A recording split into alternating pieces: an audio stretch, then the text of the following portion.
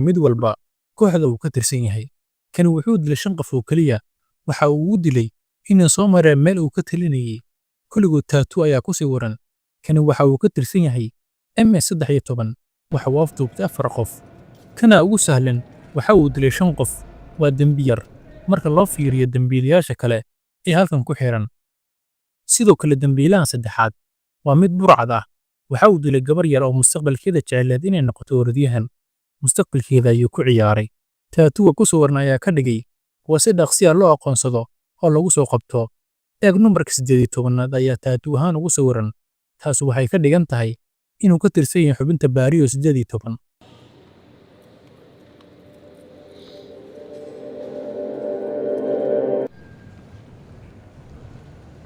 sidoo kale waxaa ku sawiran tattoo ka tarjumaya qabriyadii iyo qalfooftii madaxa ee qofkii ay dileen.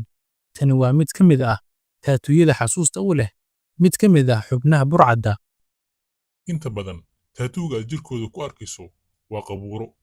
tattooga ku sawiran wuxuu ka tarjumayaa xasuuso xubnihii hore ee burcadda ay dembiga ku midisnaayeen ee la dilay. Wuxuu tattoo ahaan ugu sawiray qaab qolfof ahaan ah. Tattoo walbo halkan waxaan ku aragnaa magaca Mario. maxaa loola jeedaa? Santana Uman waa tuma. waa iiday. waxaa ku sawiran wejiga wiilkiisa.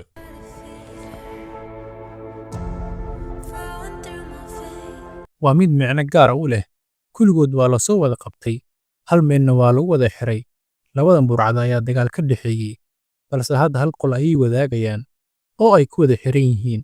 sida caadada ah waxaa lugaha iyo kalagoysyada uga sawiran wejiyo hawleed.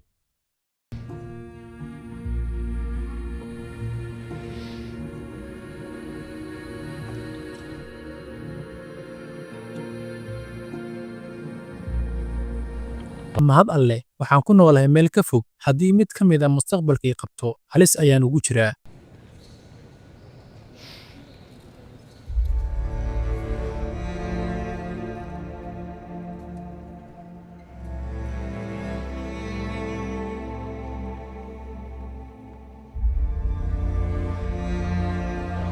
labadan koox ayaa mar cadowtinimo qaraar ka dhexaysay, balse hadda waxay wadaagayaan hal qol. Noloshooda oo dhan waxay ku qaadanayaan qolkan aysan weligood ka bixi doonin. Halkaas ayaa musqul u ah. Ma aragtaa waxay ku taallaa geeska. Halkan ayay ku sugan yihiin 2 sano isla markii xabsigan la furay. Dambiilayaasha oo dhan halkan ayaa la keenay. Ilaalada cabsi darteed wejiga ay qarinayaan. Cabsi ay ka qabaan in mid ka mid ah maxaabiistu ay la xiriiraan kuwa dibadda jooga si ay ugu argudaan. Hadda waxaan u soconaa qolka infiraadiga ah, kaasoo uu ku dambayn doona maxbuus walba oo akhlaaq xumo ku dhaqmo. Halkan ayaa xuduud u yeeli karta. Nal ma lahan. Kan waa qol infiraadi ah. Haddii mid ka mid ah maxaabiistu uu ku dhaqmo akhlaaq xumo, halkan ayay ku qaadan doonaa 15 maalin.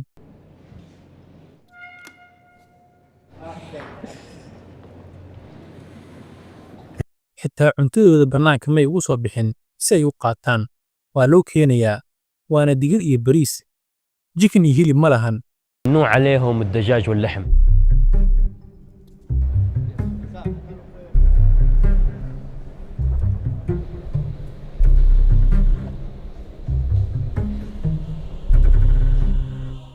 kadib waxaan waraystay mid ka mid ah burcadda. waxa uu ka tirsan yahay xubinta M-13. meeqa qof ayuu dilay? waxa uu dilay 30 qof. ma arki karnaa tattooga ku sawiran? So can we see his tattoo? طلع.